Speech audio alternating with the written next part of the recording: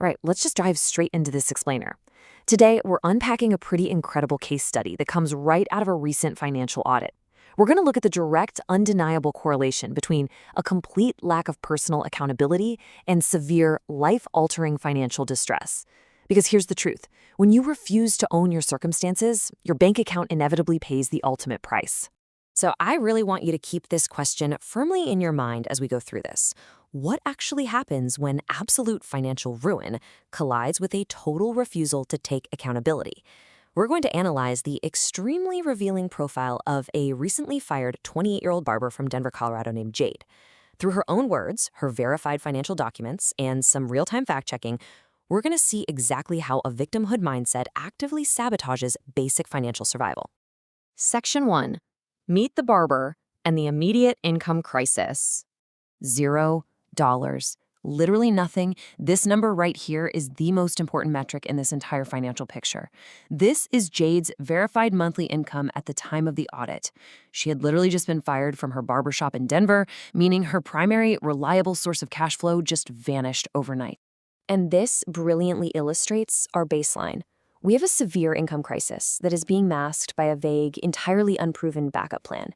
Jade very confidently asserts that she can seamlessly transition to making, $3,000 to $4,000 a month by cutting her client's hair on a freelance basis.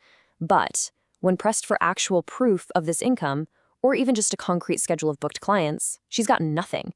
She hasn't made a single penny freelancing yet, but she's walking around treating this hypothetical money as guaranteed income. Moving on to Section 2, Anatomy of a Firing, Excuses versus Reality. When asked directly why she was let go, Jade never really points inward. Instead, she offers up this rotating carousel of blame.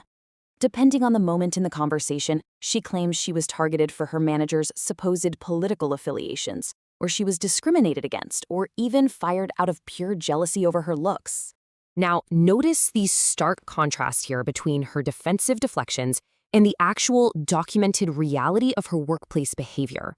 While Jade claims she was pushed out because, her station wasn't decorated for her birthday or because she was, quote-unquote, prettier than her boss, the audit uncovers a totally different story. Her firing was actually rooted in documented insubordination, a highly hostile attitude towards management, and ultimately an email from corporate confirming she's been placed on a permanent do not rehire list across all of their franchise locations. And as we'll see, this victimhood mindset, it extends way beyond her employment. It permeates literally every single financial and personal obligation she has. I mean, she blames Credit Karma for essentially tricking her into opening a Credit One card that she then maxed out and just stopped paying. She blames a former roommate for a massive $3,243 Verizon bill that's gone straight to collections. She even freely admits to not paying her car insurance premiums simply out of spite. It is a massive, ingrained pattern of shifting the blame. Which brings us to Section 3, a mountain of debt and unchecked spending. The numbers here kind of speak for themselves. They reveal this chaotic landscape of neglected bills, maxed out credit, and frankly, luxury spending disguised as necessities. She has a personal loan for nearly $6,000 used exclusively to fund a nose job.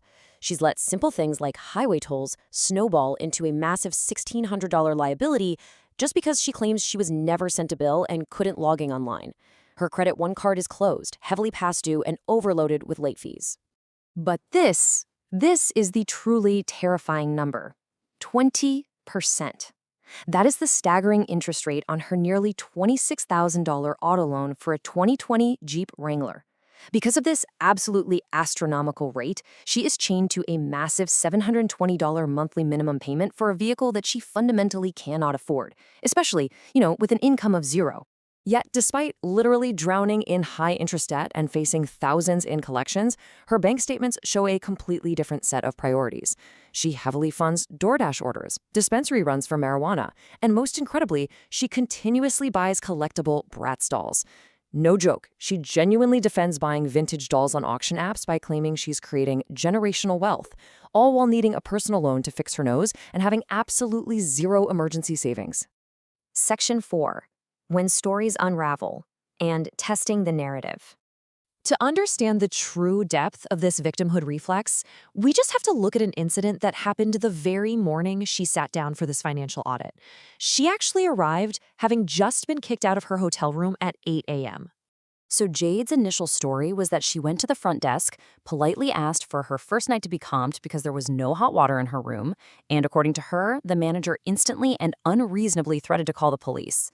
But during the audit, a live call was actually made directly to that hotel's front desk. The hotel confirmed that maintenance checked her room, the hot water worked perfectly fine, and furthermore, they'd actually moved her to a larger suite to try and appease her. But she continued to be hostile, used aggressive profanity toward the staff, and was ultimately asked to leave for being disruptive. This real-time fact check starkly contrasts her narrative with her actual actions, showing a clear, undeniable avoidance of accountability. All right, Section 5, Zero Income, Zero Plan, the Real Cost of Survival. $3,675.13. That is the absolute minimum monthly survival budget she requires.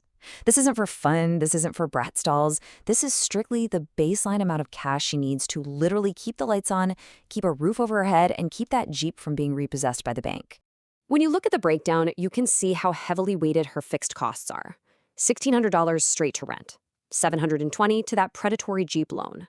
Add in her insurance, food for her and her dog, and those minimum debt payments, and she is staring down a massive financial cliff every single month. And remember, her current verified income is zero. She has to somehow conjure nearly $4,000 every 30 days just to tread water. So you're probably wondering, what's the grand plan to generate this money? Well, instead of structured employment or, I don't know, applying for new jobs, her entire survival strategy relies on pure chaos. She's rapidly burning through a $4,000 tax refund. She actively texts men online, who she refers to as simps, soliciting them for Venmo transfers of $100 to $300 a pop to cover her bills. And her long-term solution? Break her lease in Colorado, drive her 20% interest Jeep across country to New Jersey, and sleep on a friend's couch with absolutely zero jobs lined up. This strategy, if you can even call it that, perfectly illustrates the ultimate tragedy of the victimhood mindset. When you believe everything bad that happens is someone else's fault, you also begin to believe that your rescue is someone else's responsibility. By relying entirely on tax refunds and manipulating strangers on the internet for small cash transfers, she has orchestrated a total surrender of her own financial independence.